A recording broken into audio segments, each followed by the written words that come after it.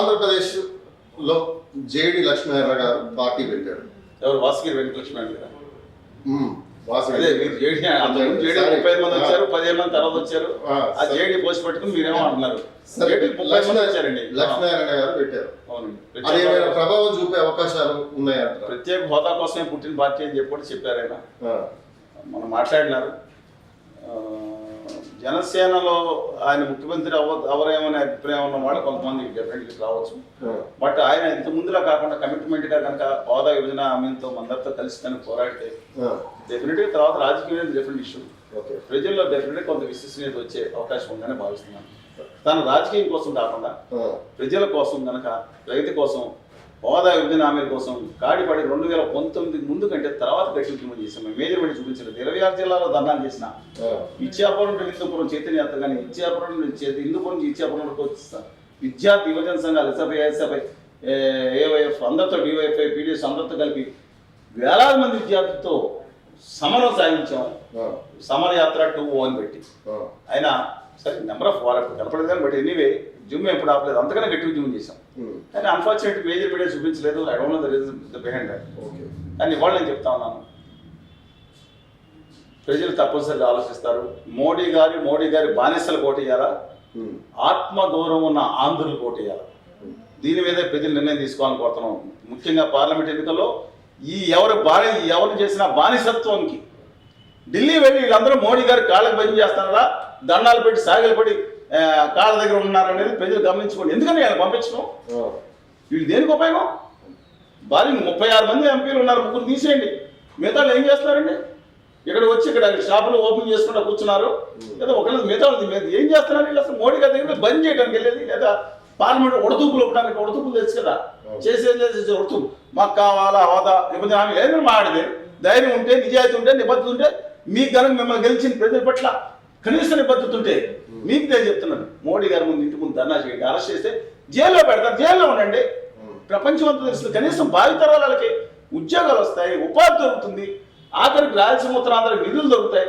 Polavaram project ఇప్పుడు ఇల్లు second stage అన్నారు, అది పునరావాసం పూర్తవుతుంది, కోస్టల్ కారిడార్ వస్తుంది, అన్నీ వస్తాయా బాబు అని చెప్తుంటే ఒక్కదాని కోసం కూడా మాట్లాడకుండా ఉడతూలు ఊపుతా ఉంటే దేనికి వీళ్ళని గెలిపించాలా? ఈ మోడీ గారు బానిసలు గెలిపించమంటారా మమ్మల్ని? అంటే లక్ష్మీనారాయణ గారిని విశ్వసిస్తారా? ఆయనకు మరి అటంటేనో కేంద్రంలో మరి బీజేపీ ఉంది, జాతీయ పార్టీలు అంటే కాంగ్రెస్ ఇలాంటిది ఉంది. ఎలాంటి ఎవరి మద్దతు లేకుండా లక్ష్మీనారాయణ గారికి మరి అక్కడ ప్రజలు పట్టం కట్టే అవకాశాలు లక్ష్మణ్ ఆయన గెలిస్తే ఎక్కువ. బట్ ఆయన ఖచ్చితంగా పోరాడి ఉత్తర పార్టీ చేస్తున్న నమ్మక ద్రోహం నయవంచన మీద ఇప్పటికన్నా సరే వాళ్ళు అప్పుడప్పుడు మాట్లాడుతారు. ఏ రోజు మా పోరాటంలో పాలు పంచుకుంది లేదు. గట్టిగా ఆయన నిరంతరం మేము చేసే పోరాటం ఈ విషయాలు కదా, అనేక విషయాలు ఆయన వరకు కొంత ప్రయత్నించారు. డెఫినెట్ గా చేస్తారనుకుంటాను ఆయనకి. అందువల్ల ఆయన ఇంపాక్ట్ డెఫినెట్ కొంత ఉండొచ్చు. కానీ పోలరైజేషన్ అయిపోయింది. కులాలు మతాలు పెట్టి రెచ్చగొట్టేసి బూతులు రెచ్చగొట్టేసి పై లెవెల్ తీసుకెళ్ళిపోయారు. పీక్ ఎమోషన్ తీసుకెళ్ళిపోయి భావోద్వేగాలు రెచ్చగొట్టి నువ్వు ఆ గట్టుంటావు ఈ గట్టుంటావా అని చెప్పి భయంకర స్థితిలో తీసుకెళ్తున్నప్పుడు ఇతర పార్టీలకి కష్టం అవుతుంది. కానీ మేము మాత్రం డెఫినెట్గా రేపు వీరు వస్తారు, మిగతా వాళ్ళు ఎవరు వచ్చినా రేపు జనవరి 12వ తారీఖున బహిరంగ సభ ఉంది విజయవాడ సిద్ధార్థ కాలేజీ. ఉత్తర భారతీయ జనతా పార్టీకి వ్యతిరేకంగా ఉన్న అన్ని పక్షాలు ఏకమవ్వాలి, రాజ్యాంగాన్ని పరిరక్షించుకోవాలి, ఆంధ్రప్రదేశ్కి ప్రత్యేక హోదా విభజన హామీల కోసం మనం పోరాడాలి. లేని పక్షంలో ఆంధ్రప్రదేశ్ ద్రోహులే వీళ్ళంతా అనే ఉద్దేశంతో గత వరుస సమావేశాలతో ఇవాళ రేపు పెట్టాము. కేంద్రంలో ఉన్న కిసాన్ రాకేష్ టెకాయత్ గారితో పాటు అలాగే సినిమా ప్రముఖులు ఆర్నామూర్తి గారు మిగతా అందరూ కూడా హాజరవుతున్నారు. సిఐటి జాతీయ నాయకులు కూడా అందరూ హాజరవుతున్నారు. అంటే కాంగ్రెస్ పార్టీ కానీ టీడీపీని కానీ ఎవరైనా ఆహ్వానించారా మీటింగ్?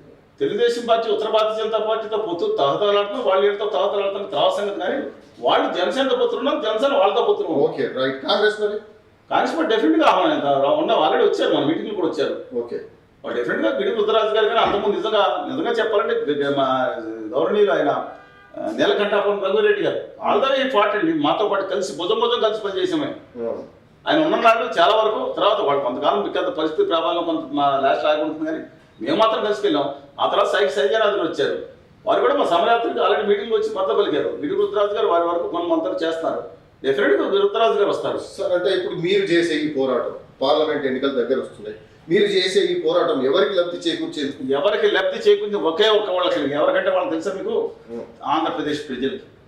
వాళ్ళకి వీళ్ళకి కులాలు మతాలు వారసత్వ రాజకీయ నాయకుల మీద భావోద్వేగాలు రెచ్చగొచ్చిన బూతులతో చర్చలు జరుగుతున్న నేపథ్యంలో మీ భావితరాలు బాగుండాలి, మీకు న్యాయం జరగాలి, మీ పిల్లలు వలసలే పరిస్థితుల్లో కూడా ఉద్యోగాలు రావాలంటే హోదా విభజన హామీలు రావాల్సిందే.